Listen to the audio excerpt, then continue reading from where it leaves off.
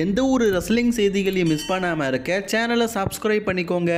இன்றைக்கி நடந்த NXT north American சாம்பியன்ஷிப்பாக current சாம்பியனாக இருந்த டிராகன் லீ பார்த்தீங்கன்னா லெக்ஸ்டர் கிங்கு கங்கர்ஸாக தன்னுடைய சாம்பியன்ஷிப்பை பார்த்தீங்கன்னா டிஃபெண்ட் பண்ணியிருந்தார். இந்த மேட்ச் ரொம்பவே நல்லா போயிருந்தது. பட் இருந்தாலும் ஃபினிஷிங்கில் பார்த்தீங்கன்னா கரண்ட் NXT நார்த் அமெரிக்கன் சாம்பியனான டிராகன் லீயே அவருடைய சாம்பியன்ஷிப்பை வந்து ரீடைன் பண்ணிட்டார்.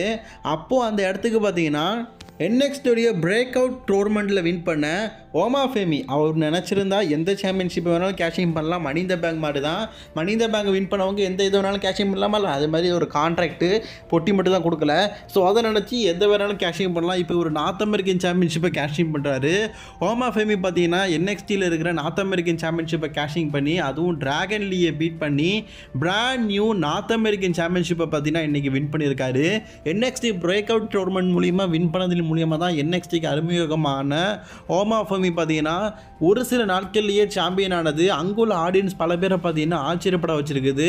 மேபி ஃபியூச்சரில் அதிகமான திட்டங்கள் பார்த்தீங்கன்னா இவருக்காக WWEல வரவேற்கப்படலாம் நினைக்கிறேன்.